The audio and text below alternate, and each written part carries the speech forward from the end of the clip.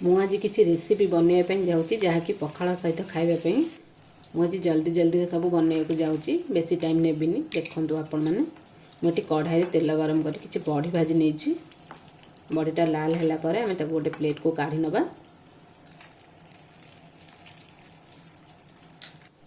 ଦେଖନ୍ତୁ ବଢ଼ି ସବୁ ଲାଲ ହେଇଗଲାଣି। ମୁଁ ଏବେ ପ୍ଲେଟ୍କୁ କାଢ଼ି ନେଇଛି। ବଢ଼ିକି ଥଣ୍ଡା ହେବା ପାଇଁ ଛାଡ଼ିଦେବା।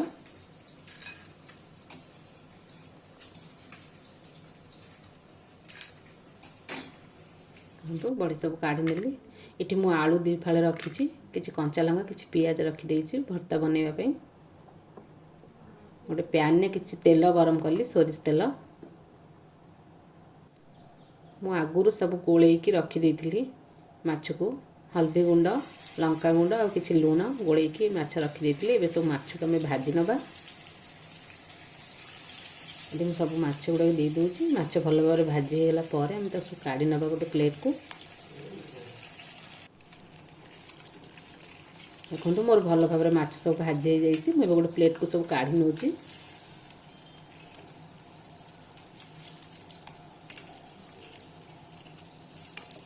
ସବୁ ମାଛ ଗୁଡ଼ାକ ବାହାର କରିଦେଲି।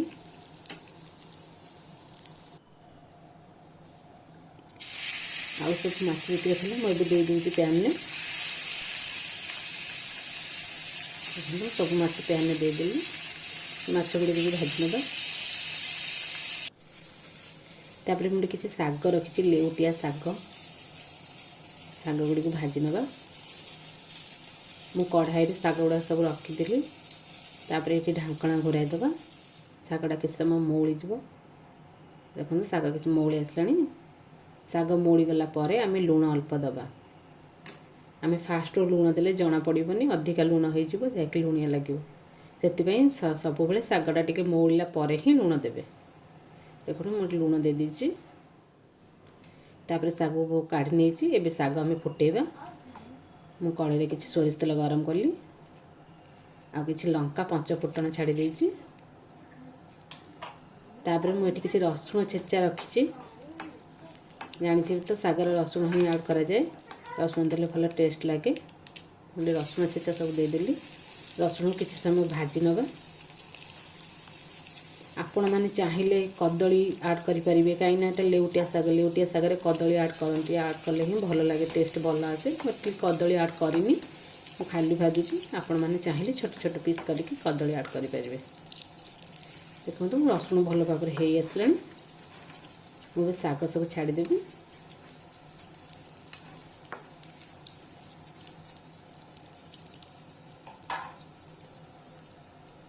ମୁଁ ଏବେ ସବୁ ଶାଗ ପକାଇ ଦେଇକି ଏବେ ଭାଜି ନେବା ଭଲ ଭାବରେ।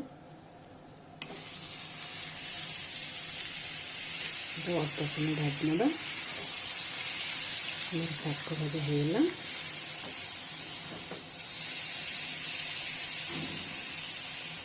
ଦେଖନ୍ତୁ ମୋର ଶାଗ ଭଜା ହେଇଗଲା। ଏବେ ଆମେ ପଖାଳ ସହିତ କ'ଣ କ'ଣ ଆଇଟମ୍ ସବୁ ବନେଇଲି ଏବେ ରଖିଦେବା। ଆପଣମାନେ ଚାହିଁଲେ ଗରମ ଦିନେ ଏଇଭଳି ବନେଇକି ଖାଇପାରିବେ।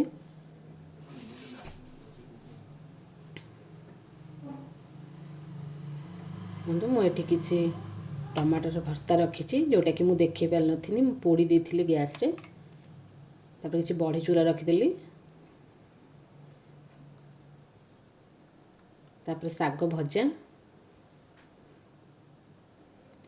ଆଳୁର ଭର୍ତ୍ତା। ଏବେ ଭାଜିଥିବା ମାଛ ଗୁଡ଼ାକୁ ରଖିଦେବା। ଭାଜିଥିବା ମାଛ ଗୁଡ଼ିକୁ ରଖିଦେଲି।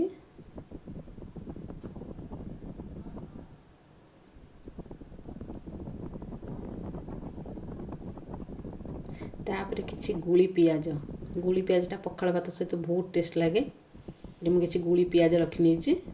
ଦେଖନ୍ତୁ ଆପଣମାନଙ୍କୁ ଯଦି ଏ ପ୍ଲେଟ୍ଟି ଭଲ ଲାଗିଥାଏ ତାହେଲେ ନିଶ୍ଚୟ ବନେଇକି ଘରେ ଖାଇବେ ପଖାଳ ସହିତ। ସ୍ପେଶାଲ ଗରମ ସିଜନ୍ ପାଇଁ ଆପଣମାନଙ୍କୁ ଯଦି ମୋ ରେସିପି ସବୁ ଭଲ ଲାଗିଥାଏ ତାହେଲେ ନିଶ୍ଚୟ ଲାଇକ୍ କରିବେ, ସେୟାର କରିବେ, କମେଣ୍ଟ କରିବେ, ସବସ୍କ୍ରାଇବ୍ କରିବାକୁ କେବେ ବି ଭୁଲିବେ ନାହିଁ।